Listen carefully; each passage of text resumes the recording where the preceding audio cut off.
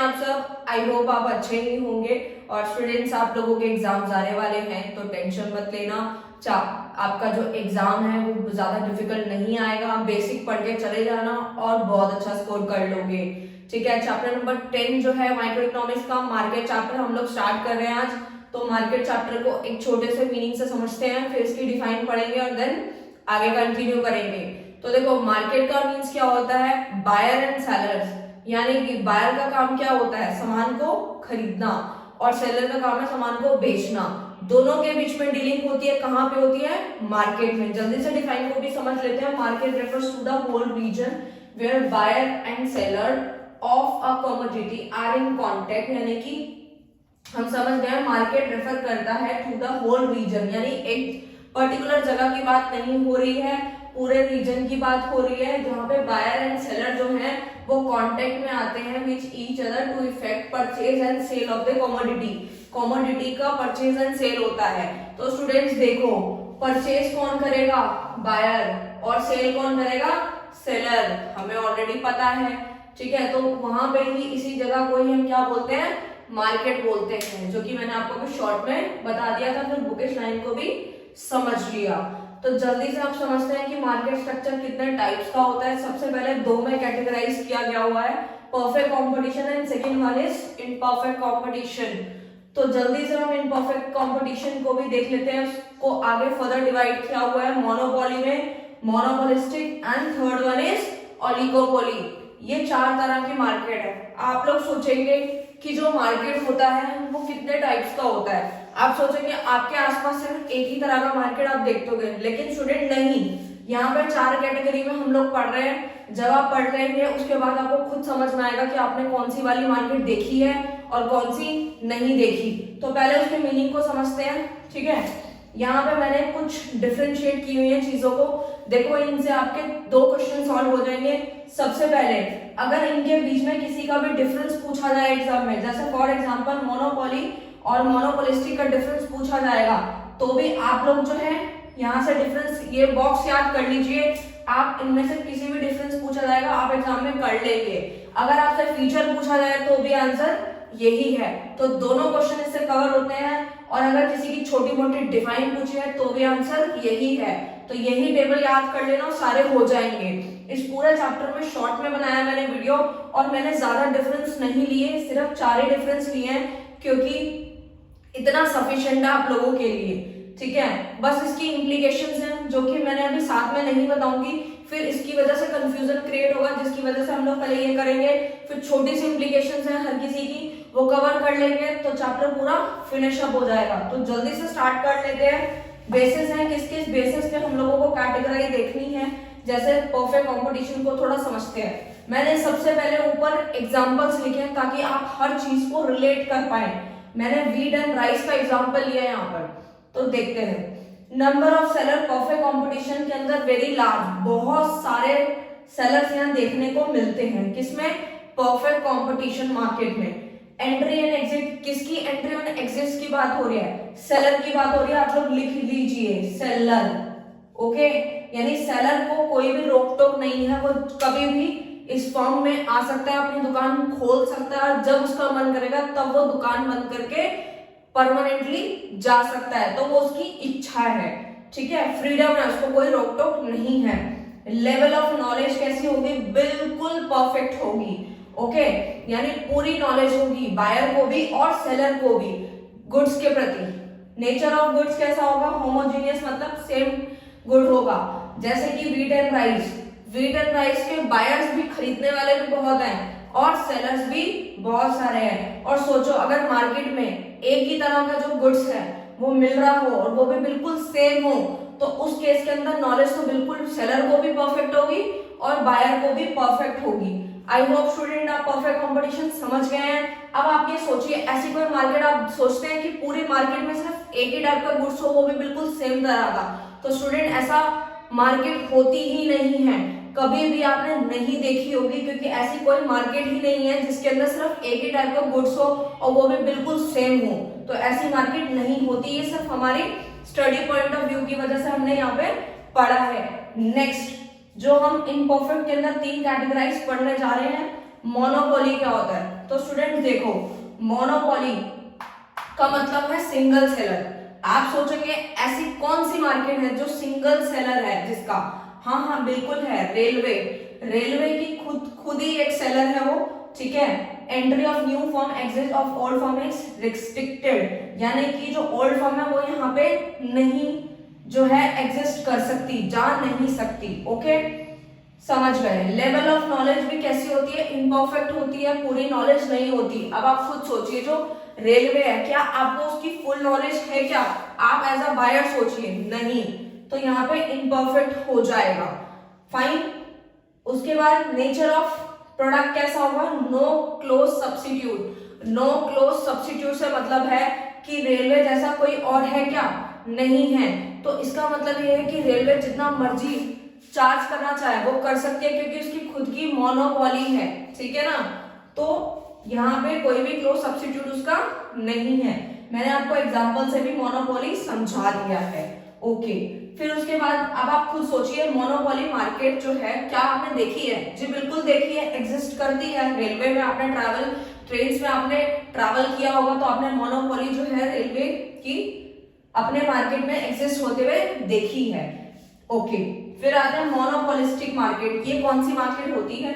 Large numbers of sellers होते हैं, बहुत सारे सेलर्स होते हैं इसके अंदर, ठीक है। फ्रीडम होती है एंट्री और एग्जिट की, कोई भी यहाँ पर आ सकता है, यानी कोई भी सेलर आके यहाँ पे अपनी दुकान को स्टार्ट कर सकता है, कभी भी वो जा सकता है बंद करके परमानेंटली, उसको कोई भी रोक टोक नहीं होगी। और उसकी जो लेवल ऑफ नॉलेज होगी इनपरफेक्ट। अगर स्टूडेंट्स आपको परफेक्ट और इनपरफेक्ट में कोई भी डाउट है तो मैं फिर से टर्म से क्लियर करती हूँ। परफेक्ट का मतलब होता है बहुत अच्छी नॉलेज है, इसमें परफेक्ट इसलिए थी परफेक्ट कंपटीशन में, क्योंकि गुड्स अगर एक ही तरह का होगा तो नॉलेज बिल्कुल पूरी होगी। अगर मैं कंट्री की बात करूं, वहां पे सिर्फ एक ही टाइप का गुड्स हो, वो भी सेम हो, तो आपको तो पर्टिकुलरली पता होगा ना वो कितने कितने रुपए का है, कैसा है, किस कलर का है, ठीक है। तो नॉलेज बिल्कुल परफेक्ट है बायर को भी और सेलर को भी। बट मोनोपोलिस्टिक में पूरी नॉलेज नहीं होती। क्यों नहीं होती? क्योंकि इसको एग्जाम्पल से समझेंगे तो ज्यादा अच्छे से समझ में आएगा। जैसे कि मोनोपोलिस्टिक का एग्जाम्पल मैंने यहाँ पे सोप लिखा है, साबुन। साबुन जो है बहुत तरह के ब्रांड्स में आता है, जैसे कि लाइबॉय हो गया, ठीक है, मैंने एग्जाम्पल दिया, लाइबॉय हो गया, पियर्स हो गया, ठीक है, लक्स हो गया। तो मतलब इस तरह के बहुत सारे, ऐसे और भी बहुत सारे एग्जाम्पल्स हो सकते हैं, ठीक है। जैसे मैंने तो यहाँ पे सोप का लिया, बिस्किट ले लीजिए आप, कोलगेट ले लीजिए, ऐसे बहुत सारे एग्जाम्पल्स हैं जिनके जो प्रोडक्ट होते हैं ना वो बिल्कुल क्लोजली रिलेटेड होते हैं, बट डिफरेंशिएटेड प्रोडक्ट होते हैं। मतलब क्लोजली रिलेटेड है ये सारे साबुन ही, बट ब्रांड अलग है, थोड़ा प्राइस का इनमें डिफरेंस होगा। तो वही चीज है कि क्लोजली रिलेटेड होते हैं बट डिफरेंटेड होते हैं प्रोडक्ट, ठीक है। तो आई होप स्टूडेंट समझ गए होंगे। मोनोपोलिस्टिक मार्केट आपने क्या देखी है?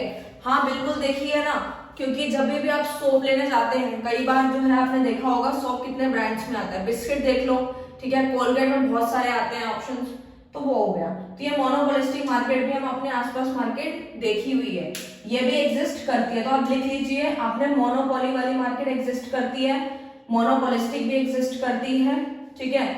परफेक्ट कंपटीशन एग्जिस्ट नहीं करती, ये मार्केट है ही नहीं। ओके, लास्ट है, इसके बाद ये खत्म हो जाएगा। ओलिगोपोली का मतलब क्या होता है स्टूडेंट्स? ओलिगोपोली का मतलब होता है few sellers, more than two, दो से ज्यादा सेलर्स, ठीक है। फ्यू सेलर मतलब कुछ ही सेलर्स होते हैं, जैसे यहाँ पे देखो फ्यू बिग सेलर्स लिखा हुआ है, यहाँ पर नंबर्स ऑफ सेलर कुछ होते हैं यहाँ पर। Restricted on entry on new firm, new firm यहाँ पे जल्दी से एंट्री नहीं कर सकती। आप सोचेंगे जब सेलर्स कम है, यानी कि कुछ ही सेलर हैं, तो और सेलर को आना चाहिए, तो क्यों रोका जा रहा है यहाँ पर? न्यू फर्म को इसलिए रोका जा रहा है यहाँ पे, क्योंकि यहाँ पे कुछ जो लीगल, जो यहाँ पे कुछ लाइसेंसिंग वगैरह होती है, लाइसेंस वगैरह का कुछ डॉक्यूमेंटेशन होते हैं, जिसकी वजह से वो उनको फुलफिल करनी होती है। उसके बाद ही ये जो बिजनेस है, यानी ये मार्केट में वो आ सकते हैं। इसीलिए न्यू फर्म के लिए यहाँ पे रिस्ट्रिक्शंस लगाई गई हैं, ठीक है। अगर वो अपनी लाइसेंसिंग जो है वो पूरी कर देंगे, जो भी उनके जो रूल्स एंड रेगुलेशंस हैं वो पूरी कर देंगे, तो वो इस मार्केट में आ सकते हैं। और नॉलेज कैसी रहेगी? बिल्कुल इनपरफेक्ट, यानी कि ज्यादा नॉलेज नहीं रहेगी उनको। बायर्स एंड सेलर, इसका एग्जांपल ले लिया मैंने कार का। जैसे कार कितने ब्रांड्स, जैसे मारुति की है, टाटा की है, होंडा की है, ठीक है, इस तरीके से। और इसमें ये भी देखने को मिलता है कि अगर मारुति ने प्राइस बढ़ा दी है, ठीक है, तो टाटा भी क्या करेगा, अपने प्राइस को लगभग जो है चेंज करते रहते हैं, क्योंकि एक के चेंज होने के लिए दूसरे में भी इफेक्ट आना शुरू हो जाता है, क्योंकि फ्यू ही सेलर्स होते हैं। और प्रोडक्ट कैसा होता है, यहाँ पे प्रोडक्ट आर होमोजीनियस। देखो, दो तरह की ओलिगोपोली रहती है, एक तो प्योर ओलिगोपोली एंड दूसरी होती है डिफरेंशिएटेड ओलिगोपोली। डिफरेंशिएटेड मतलब अलग अलग, ठीक है। प्रोडक्ट आर होमोजीनियस यानी सेम रहते हैं। कब रहते हैं, जब बिल्कुल प्योर ओलिगोपोली होती है तो प्रोडक्ट बिल्कुल सेम रहता है।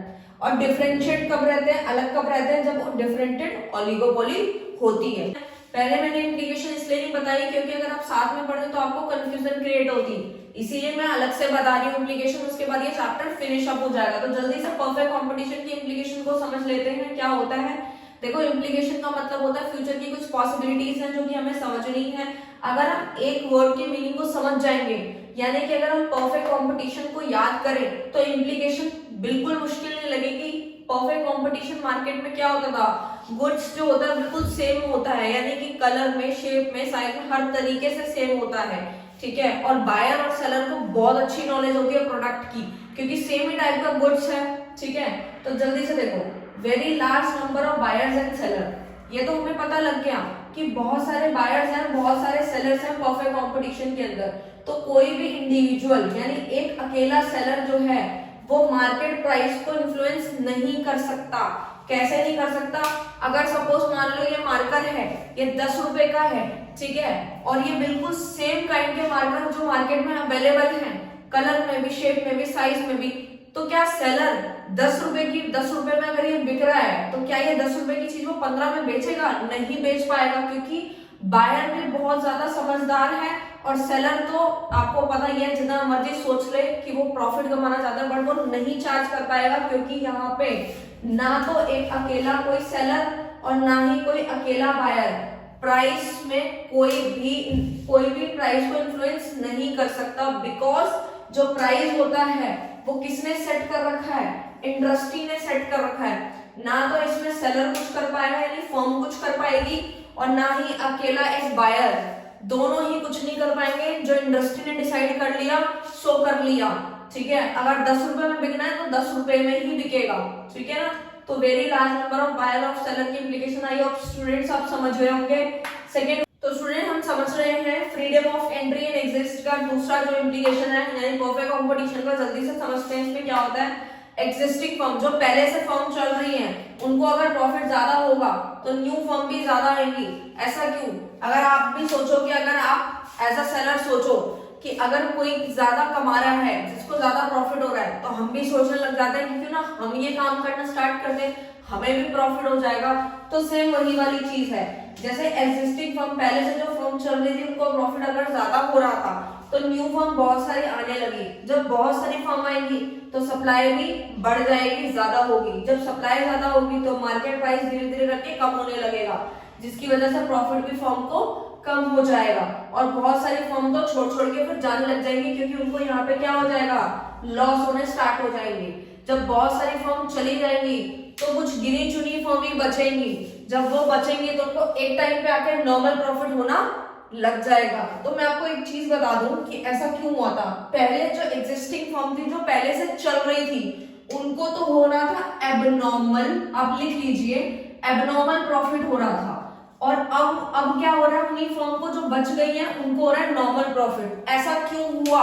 ऐसा इसलिए हुआ, पहले तो आप एक मीनिंग को समझो कि एबनॉर्मल प्रॉफिट क्या होता है, नॉर्मल प्रॉफिट क्या होता है। देखो, एबनॉर्मल प्रॉफिट का मतलब है कि अगर किसी को प्रॉफिट पहले 10 रुपए हो रहा है तो एकदम से बहुत ज्यादा होने लग जाए, जैसे 10 रुपए की चीज है या 20 रुपए की चीज है, 100 रुपए में, 150 रुपए में जो है बिक रही है, यानी कि प्रॉफिट अगर ज्यादा हो रहा है तो उसे बोलेंगे एबनॉर्मल प्रॉफिट। प्रॉफिट से ज्यादा और ज्यादा प्रॉफिट, तो उसे एबनॉर्मल प्रॉफिट कहते हैं। नॉर्मल प्रॉफिट तो आपको पता ही है क्या होता है, तो बताने की जरूरत ही नहीं है, ठीक है। तो देखो, कहाँ एग्जिस्टिंग फर्म को एबनॉर्मल प्रॉफिट हो रहा था, कहाँ अब नॉर्मल प्रॉफिट होने लगा। क्यों? ये इसीलिए हुआ क्योंकि बहुत सारी फर्म यहाँ आई जिन्होंने आके यहाँ पे सप्लाई की और हमारे मार्केट प्राइस को कम कर दिया, जिसकी वजह से अब जो फर्म है वो नॉर्मल प्रॉफिट कमा रही है, और बीच में फर्म को लॉस भी हुआ था, ठीक है, एबनॉर्मल लॉस भी हुआ था। एबनॉर्मल लॉस क्या होता है, आप नोट डाउन कीजिए।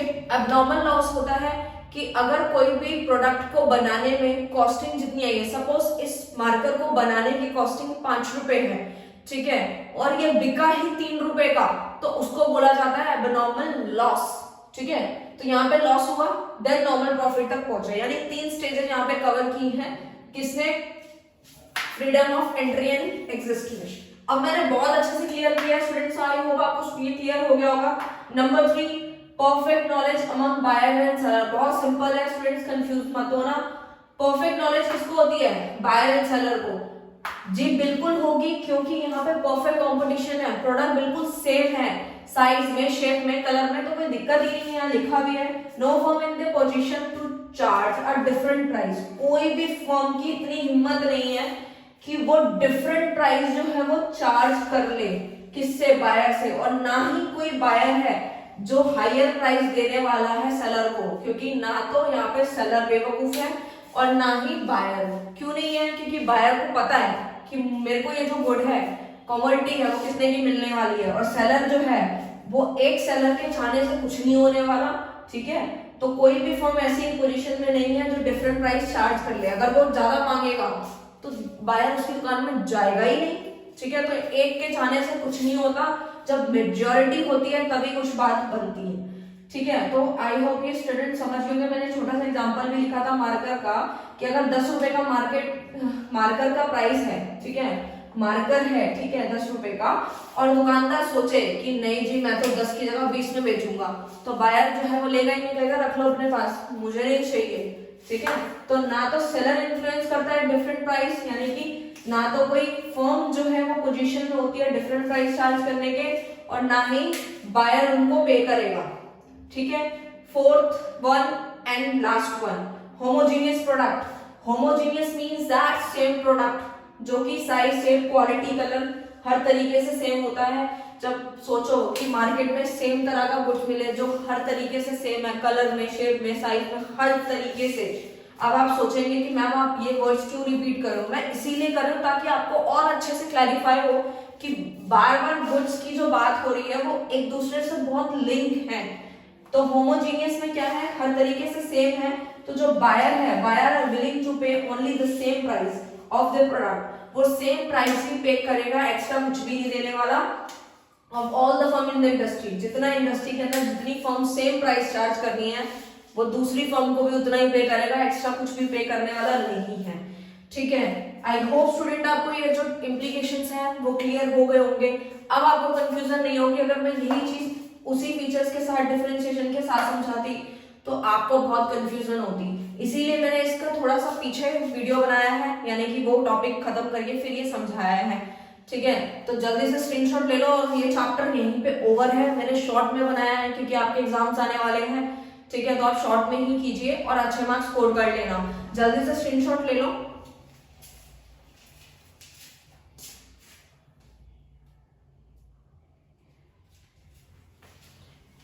आई होप स्टूडेंट आपने स्क्रीनशॉट ले लिया होगा, और ये चैप्टर मार्केट यहीं पे खत्म होता है। अब हमारा एक ही चैप्टर बचा है, टर्म 2 का प्राइस डिटर्मिनेशन बचा है, ठीक है, मार्केट का, वो भी खत्म हो जाएगा जल्दी से जल्दी। Okay, and all the best for future. Thank you so much.